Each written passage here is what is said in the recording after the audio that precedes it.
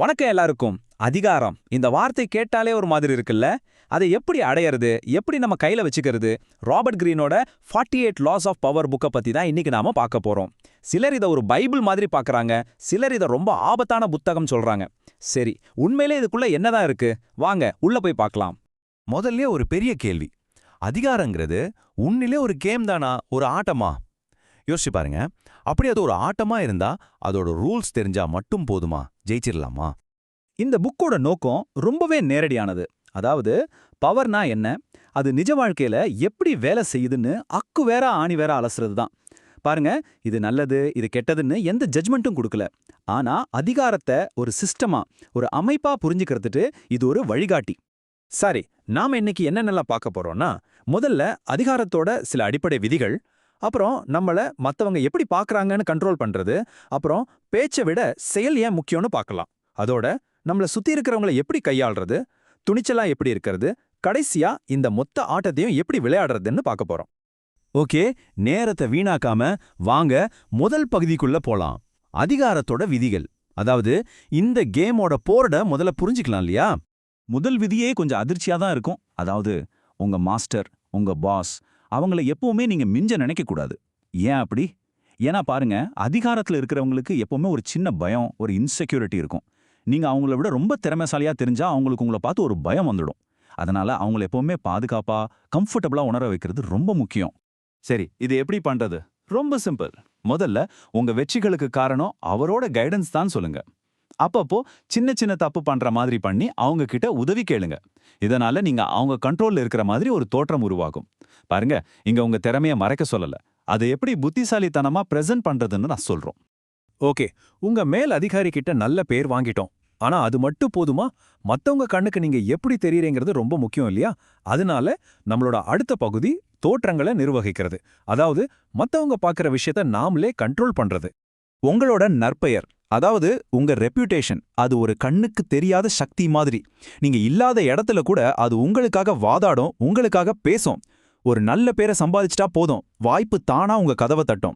Barnum, கசனோவா மாதிரி ஆளுங்கள்லாம் இதை சரியா செஞ்சதால தான் இன்னைக்கும் அவங்கள பத்தி நாம பேசிட்டு இருக்கோம்.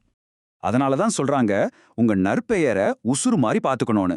ஏன்னா அதுல ஒரு சின்ன கீறல் விழுந்தா கூட அதை சரி பண்றது ரொம்ப ரொம்ப கஷ்டம். உங்க அதிகாரத்தோட ஃபவுண்டேஷனே ஆட்டம் கண்டுடும். ஜாக்கிரதை.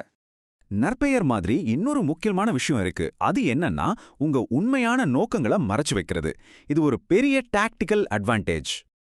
ஏன் நம்ம நோக்கத்தை மறைக்கணும்னு கேக்குறீங்களா? நீங்க என்ன செய்ய போறீங்கன்னு அவங்களுக்கு முன்னாடியே தெரிஞ்சிட்டா அவங்க உங்களை தடுக்க ரெடி ஆயிடுவாங்க இல்லையா? ஆனா நீங்க என்ன பண்ணுவீங்கன்னே கணிக்க முடியலன்னா கண்ட்ரோல் உங்க கையில இருக்கும். இதுக்கு ஒரு கதை கூட சொல்லுவாங்க. நினான் டி லென்க்ளோஸ்னு ஒரு பிரெஞ்சு பெண்மணி ஒரு மார்க்விஸ்க்கு பாடம் கத்துக் கொடுக்கும்போது அவரை ரொம்ப குழப்பி கணிக்க முடியாத மாதிரி நடந்துகிட்டாங்க. கடைசியில அந்த மார்க்விஸ் முழுசா அவங்க கண்ட்ரோலுக்கு வந்துட்டார். இதுதான் அதோட பவர்.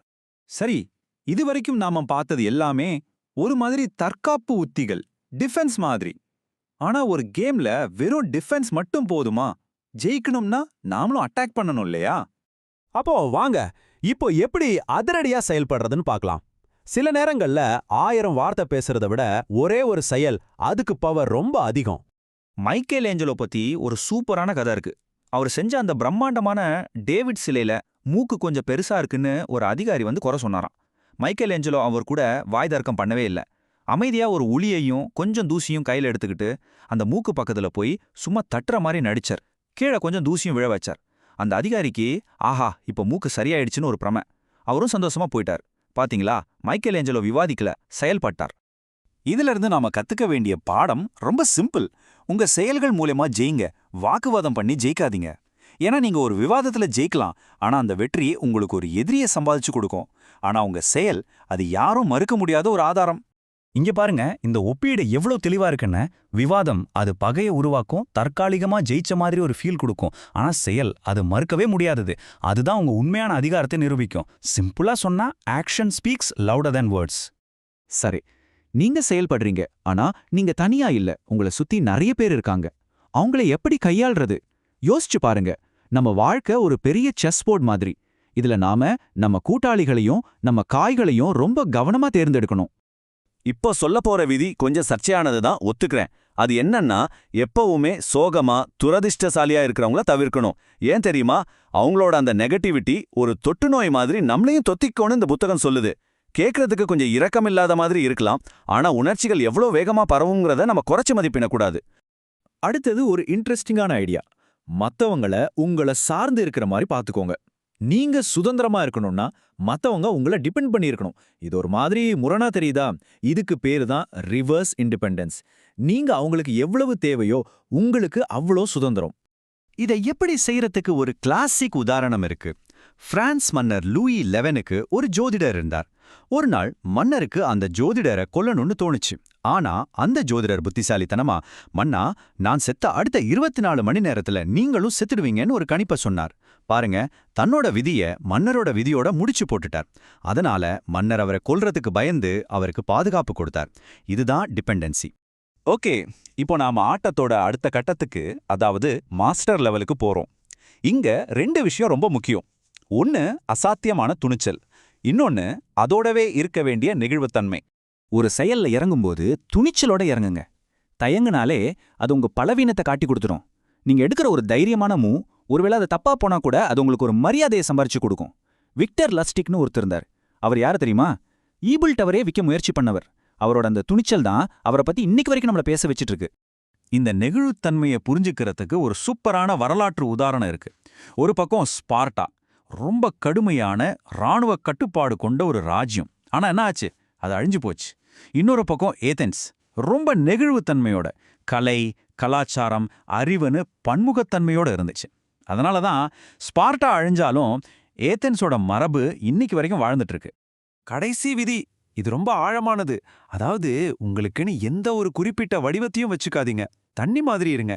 தண்ணிய பாருங்க, அது எந்த பாத்திரத்துல ஊத்துறமோ அந்த வடிவத்தை எடுத்துக்கும். அதை யாராலையும் பிடிக்கவும் முடியாது, கணிக்கவும் முடியாது. அதே மாதிரி நீங்களும் எந்த ஒரு திட்டத்திலேயோ கொள்கையிலையும் சிக்கிக்காம சூழ்நிலைக்கு ஏத்த மாதிரி மாறிக்கிட்டே இருக்கணும். சரி, இப்போ நாம பல முக்கியமான விதிகளை பார்த்துட்டோம். இப்போ முக்கியமான கேள்வி உங்ககிட்ட தான். இந்த ஆட்டத்தை நீங்க எப்படி ஆடப் போறீங்க? இது உங்களுடைய நகர்வு. ஒரு சின்ன ரீகேப் பண்ணலாமா?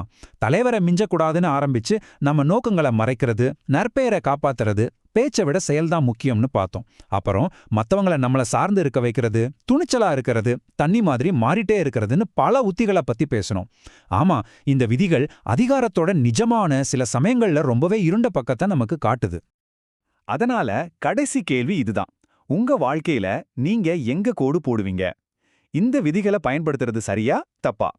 இது மனுஷனோட இயல்பா இல்ல அதிகாரத்துக்காக நாம கத்துக்கிற ஆபத்தான தந்திரங்களா? இதுக்கான பதில் உங்ககிட்ட தான் இருக்கு.